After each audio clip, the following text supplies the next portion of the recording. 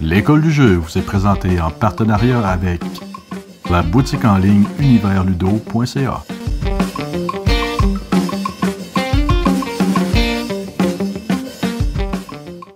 Bonjour et bienvenue à l'école du jeu. Mon nom est Sylvain et aujourd'hui je présente le jeu Fairy Tail. Fairy Tail est un jeu de 2 à 4 joueurs distribué par la compagnie Yellow, d'une durée d'environ 30 minutes. En fait, qu'est-ce qu'on va faire? On va vivre une magnifique aventure féerique. Je vais vous montrer comment ça se joue, puis après ça je vais vous donner mon avis. La mise en place est faite pour une partie à 2 joueurs. Avant de débuter, je vais vous montrer les figurines. Donc les figurines que vous voyez, elles sont peintes. Elles viennent comme ça avec le jeu. Donc une belle petite attention, les 3 figurines sont déjà pré-peintes. Donc on va les placer comme ça sur leur tuile de départ. Ici, bon, j'ai pour 2 joueurs, il y a des objectifs, donc une grosse pile d'objectifs. On va les séparer selon le nombre de joueurs. Donc ici, étant donné qu'on est 2 joueurs, on en a 18 chacun. Mais sinon, selon le nombre de joueurs, chacun va en avoir un nombre égal. On va également recevoir des petites aides de jeu ici et un marqueur comme ça. C'est le marqueur de magie. Le but du jeu est très simple à Fairy Tail. Il faut réussir à compléter sa pile d'objectifs avant l'autre joueur.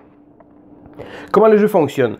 Tous les joueurs pigent la carte du dessus de leur objectif. Ça se trouve être l'objectif actif. Je vais vous montrer ça ici. Donc, qu'est-ce que c'est l'objectif ici actif? Le chevalier et le dragon se rencontrent sur la rivière. Chacun des objectifs va avoir une espèce de condition à respecter. Dans le cas ici, il va falloir que le chevalier et le dragon se rencontrent, donc qu'ils soient sur la même case sur la rivière. Chacun des objectifs est différent. Donc, le chevalier peut voir 3 plaines alignées. Donc, des fois, ça va être de voir des choses, de rencontrer des personnages, et ainsi de suite. Donc, la princesse et le chevalier se rencontrent dans la plaine. Le chevalier visite la grande plaine. Donc, souvent, c'est de rencontrer, de visiter des choses comme ça. Je vais vous expliquer comment ça fonctionne maintenant. La structure du tour est très simple. Donc, premièrement, chaque joueur a toujours son objectif actif qui est caché. Les tours vont tous se jouer de la même façon. On a 2 choix. Donc, je vais vous montrer ici selon le petit aide de jeu qui nous montre. On peut développer l'histoire ou encore passer une page. Donc, pour développer l'histoire, qu'est-ce qu'on va faire? On va vivre une aventure. Ça se trouve à être de déplacer un personnage ou d'ajouter une tuile contrée. Je vous montre immédiatement c'est quoi. Donc, il y a 3 personnages et tous les joueurs vont contrôler ces mêmes personnages. Si on choisit de déplacer un personnage, on va prendre un des 3 personnages ici et on va le déplacer. Chacun se déplace d'une manière très indépendante. Donc, le chevalier, lui, avance toujours de 2 cases, mais il peut jamais. Il faut toujours qu'il avance 2 cases en avançant. Donc, il ne pourra pas faire 1 et 2 comme ça, ou il ne pourra pas faire 1 et 2 et revenir sur sa propre case. Donc, le chevalier, quand il se déplace tout en avançant, comme ça. La princesse, elle, se déplace toujours de 1 case, mais elle va pouvoir se voyager de château en château. Donc, exemple, si jamais il y aurait un autre château sur une autre tuile un peu plus loin, bien entendu, j'en trouve pas immédiatement.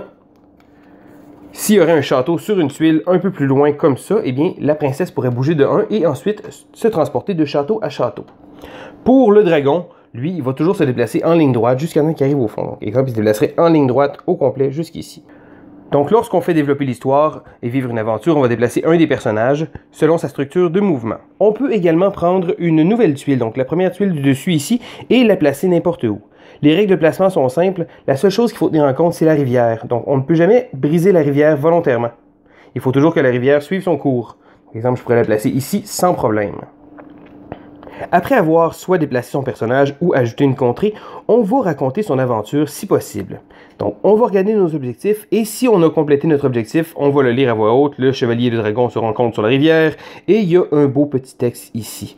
Le jeu est une belle histoire de féerique, donc moi je m'amuse beaucoup à lire les petites histoires lorsqu'on les complète. Après avoir complété un objectif, on va prendre le prochain objectif de la pioche en secret et on va le regarder. Ça va être notre nouvel objectif. Donc ça, c'est la première chose qu'on peut faire, développer l'histoire. Advenant le cas où que, bon, les choses sont mal placées pour nous autres, on peut toujours passer une page. Et c'est quoi passer une page? Je vous ai parlé du petit jeton ici que vous aviez. Il commence toujours de ce côté-là. Lorsque l'on passe une page, on va retourner notre jeton magie. Donc, il va être actif. Ensuite, on va prendre notre objectif actif, donc l'objectif que j'avais et que je n'étais pas capable de faire, et on va le glisser sous la pioche. On va en piger un nouveau. Donc, on va changer notre objectif actif. À quoi ça va servir maintenant le petit jeton? Eh bien, c'est très simple. Lors de notre tour, si on veut utiliser notre petit jeton, donc mettons mon petit jeton est du côté doré comme ça, je vais pouvoir le renverser et effectuer 2 déplacements. Donc, je vais pouvoir déplacer 2 personnages ou encore le même personnage 2 fois, ce qui va me permettre de pouvoir essayer de réaliser un objectif le plus simplement possible. Donc, advenant le cas que tous les joueurs mettent toujours des bâtons dans nos roues parce qu'on n'est pas capable de réaliser un objectif ou qu'un objectif est trop difficile à faire, à ce moment-là, on va simplement pouvoir utiliser notre jeton de magie pour pouvoir changer d'objectif et également se déplacer plus sur un tour subséquent. Encore une fois, le petit aide de jeu est vraiment fantastique. Bon, comme on peut voir ici, là, il y a toujours l'explication. Donc, voir, donc si on voit un lieu, il faut le voir en ligne droite. Donc, c'est toujours vraiment en ligne droite comme ça. Donc, ces deux personnages-là se verraient, mais le dragon ne verrait pas la princesse ici comme ça. Donc, c'est pas juste la ligne de vue, il faut vraiment que les tuiles soient en ligne droite à partir d'un côté comme ça. Les exemples sont très simples. Le livret de règles est très bien fait. Il va tout vous expliquer c'est quoi les conditions sur chacune des objectifs. Le premier joueur à avoir complété tous ses objectifs va remporter la partie. Et voilà, ça fait le tour des règles de Fairy Tail. Maintenant, qu'est-ce que je pense du jeu? Donc, premièrement, je tiens à dire, fidèle à lui-même, la compagnie Yellow a produit un jeu d'une merveilleuse qualité. Les composantes sont belles, les petites miniatures qui sont déjà peinturées, les tuiles sont grosses, sont épaisses. Le design artistique aussi est très joli sur les cartes. On a vraiment l'impression de vivre une petite histoire, un petit conte de fées. Le livre de règles est quand même bien fait. Bon, il y a quelques petites choses qu'il a fallu regarder concernant les conditions, là, des fois de voir les choses alignées ou des choses comme ça, mais en gros, le livret de règles nous présente vraiment toutes les options qu'il y a à faire. Étant donné que c'est pas un jeu très lourd, je dirais que le manuel est bien fait pour ça. Mais qu'est-ce que ça donne vraiment comme jeu?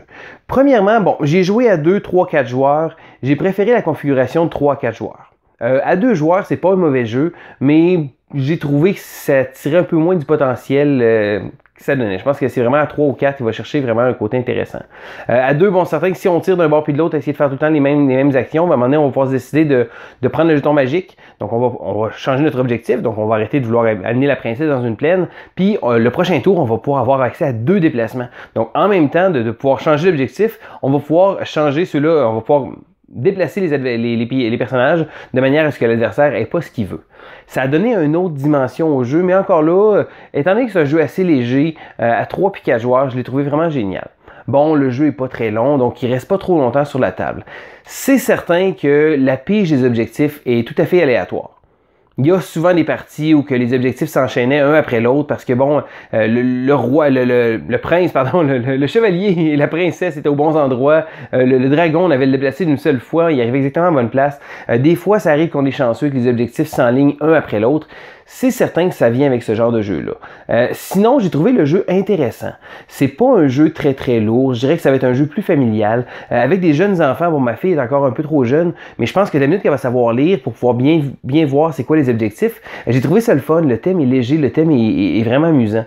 En bas de chacune des cartes, il y a un petit texte qu'on s'amuse vraiment à lire comme pour raconter une histoire. Si vous remarquez vraiment précisément sur les cartes, il y a un tout petit chiffre qui est caché dans la carte. Et si on place toutes les cartes une après l'autre, on a la magnifique aventure, donc la Fairy Tail qu'on a de ce jeu-là. Sinon, comme je dis, c'est un jeu qui est intéressant, c'est pas révolutionnaire, c'est un jeu qui est très familial, donc faut pas s'attendre à quelque chose de très lourd. C'est quelque chose qui va avoir un bel appel sur la table, qui est beau. Donc comme je disais, si jamais vous cherchez un petit jeu léger, Fairy Tail est probablement pour vous. Si j'avais lui donner une note, bon, comme je disais tout le temps, comme j'explique toujours, mes notes sont sur 6. Je vais lui donner la note de 3 sur 6. 3 sur 6, pourquoi? C'est quoi dans mon livre à moi? C'est un bon jeu. C'est pas un jeu qui est exceptionnel, mais c'est pas un mauvais jeu non plus. C'est un jeu qui est intéressant. Je le garde dans ma collection. Je trouve ça très grand le nombre de personnes avec qui on peut le présenter. C'est un jeu qui est facile à montrer, qui est rapide à jouer. Fait que même les gens qui sont pas habitués des jeux de société modernes, mais ça va pouvoir tomber un peu dans leur corde. Comme je disais, le matériel est super beau. C'est certain que, bon, comme j'explique, c'est pas un gros jeu de gamer, donc il faut savoir à quoi s'en tenir. Mais sinon, c'est Fairy Tail. Je vous le conseille, un beau petit jeu pour toute la famille. C'était Sylvain, à l'école du jeu, et on se dit à la prochaine.